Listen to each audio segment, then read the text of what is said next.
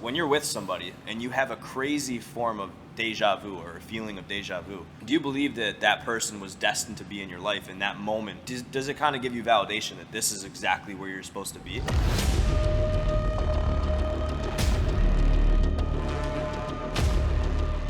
No. Because, so what do you think deja vu is then? Deja vu is that you were already there.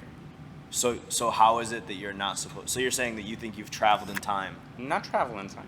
Most people go, deja vu is because I've lived this before in a past life, or I've seen something, or it was meant to be, or something, and just a reminder of where I was. Like, everybody has their own definition of what deja vu is to them. One of the things that I've learned through my study of time as a whole, and I've kind of like heard different theories of other scientists about how they look at time, and I've also, more importantly actually, adopted it an understanding of time no different than director Christopher Nolan, which I was showing you on the way he basically writes about time. So I look at time as a circle of continuity. Then time in itself takes place in the entire space at once. Now, if it does, then here's why it's important. If you're here in the circle and here at the same time in space, then you're technically in the same quadrant of time. That means you're technically happening at the exact same time, right, but you're just not seeing it. Let's use an example, the snail versus man.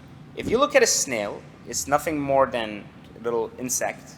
It functions 813 or 30 times slower than a human, which means that the disparity in speed is so significant that you basically can use time very differently than a snail. And its lifespan is also different. It might be like 2 years, it might be 2 weeks. You know, like a butterfly only lives like 3 weeks, whatever. To the butterfly, it doesn't have a context of 3 weeks. It just has a context of beginning and end of its life, right? It does not have a context of how long that 3 weeks is to it.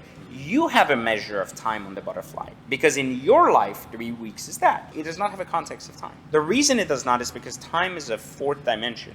An insect operates in a one dimension. It's 1 point at a time on the sphere of space. And an animal is a two-dimensional being, not a three-dimensional being. A lot of people think animals, because they can roam in 3D, are three-dimensional beings, and they're not. They're only two-dimensional beings. What does that mean? That means that their thinking doesn't have a notion of time. So what it does is it can only do one particular motion at a time. That's first dimension, second dimension. A human, like our body, our vessels, are third dimension beings. What does that mean? That means that we can function freely in the world. The only reason we can do that is because we have a notion of the fourth dimension, which is time. Every dimensional being can basically function in the next. Two-dimensional, like lion, functions in a three-dimensional world, but it cannot physically function in the fourth because it's only a second and third, right? And we are third and fourth. Now, one of the things that's important to note is that an insect or a lion is not aware of a time dimension. We could technically be faced with many fourth and fifth dimensional realms right here, simultaneously happening within our ecosystem, and not even be connected to it, meaning not paying attention to it. But if you feel like time is continuity, and you No, but time is not just continuity. Time is subjective to the person experiencing it. But if you've lived a experiencing moment it. before, and you've had deja vu. Right, but hold on. Time is relative. This is Einstein's theory of basically it's relative to the person experiencing it. So if you're in space, that's why they say you live longer. You know, basically you're traveling at the speed of light. The speed of travel is what's enabling you to basically function so fast that your age doesn't move. If someone was a being in the fourth and fifth dimensional state, their ecosystem of time would be significantly greater than the third. So they would experience 10,000 years the way we experience 100. 1 second in their space would be like 100 years in ours. And this guy's like, I'm watching these entire clowns like run around in a circus. And I'm just like, oh, this is like, they're like so cute. You know, like they're like so, they're moving. Just like we can look at a snail and be like, it's so cute that it's trying to make it from this side of the room to the next. Right. But the snail can't see the end of the room because its perspective is so small, right?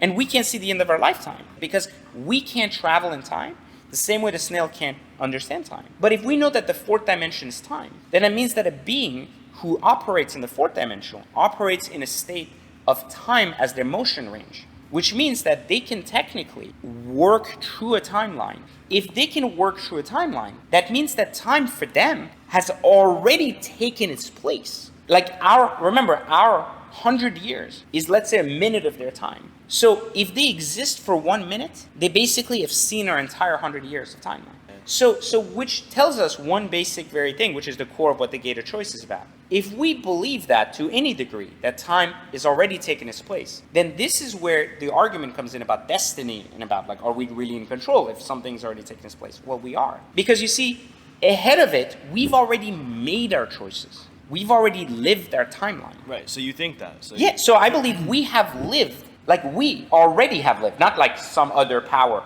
We have lived through our timeline already. So you do believe in destiny? Then? No, I believe time has already occurred depending on the perspective you But look if you're at it saying as.